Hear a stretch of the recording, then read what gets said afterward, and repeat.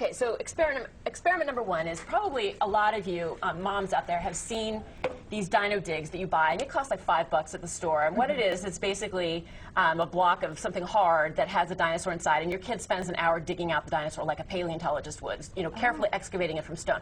What I'm going to show you how to do is make it yourself at home for pennies on the dollar, and your kid will have the best time, and you can keep making them over and over and over, and it'll keep them busy for hours, which is awesome. All right, what do we maybe the do? kids can help you even make it, too. Oh, absolutely. You make it. You involve them in everything, right? And it gets hard in about an hour. So you make it, it's like instant gratification. Right. So what we're going to do is you need plaster of Paris, you need sand, and you need water. This would be the plaster of Paris? Yeah, and just go ahead and dump it right on in, bottom. Dump it right on in there. Here. Yep. All right, there goes the plaster of Paris. So it's a half a cup of plaster of Paris, and then a cup of sand. Throw in the cup of sand. Yep. And then let's already made a mess. There you go. Let's get this kind of stirred up a little. Stir it around, yeah. So you get the plaster mixed in with the sand, and then just go ahead and dump that. It's a quarter cup of water. Alrighty. There you go. We're going to throw that in there, and this will start to get. It looks kind of like cement, actually, once you've got it all stirred together.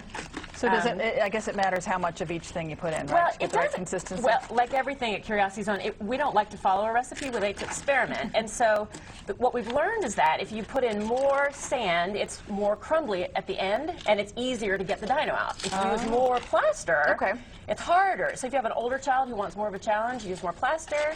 If you have a younger child, you use more sand. It'll just crumble right away. Just mix it up. So basically, you're going to make this little cement thing, and you can leave it right in the same bowl that you use. And here's a tip. Do it in something disposable, because you don't want to run this down your sink, and you don't want it to harden on your nice glass things in your kitchen. That wouldn't be good. Use Tupperware or something styrofoam or disposable. Anyway, so you Great. just mix that all up, and then you find cool stuff to stick stick in there. Now, we happen to have bones that we bought these on Oriental Trading, and it's like a little fossil guy, Oh, and dino that stuff's so fossil guy. cheap and good.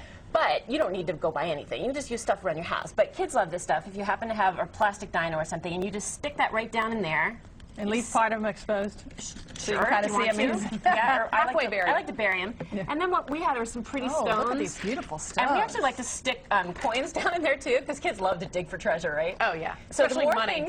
The more things you can hide in there, the more things they have to excavate and find, and the longer they'll take doing it. Oh, I love this. And like I said, it'll get hard within an hour, unless you make it too soggy, which it'll take 2 hours. But it's all an experiment, and so have fun with it, and stick whatever you want in there, and have a good time. Now, how do you go about excavating this thing? Okay, and what kind of tools do you use? So once it's hard, it'll just pop right out of the container. You see, it's pretty hard.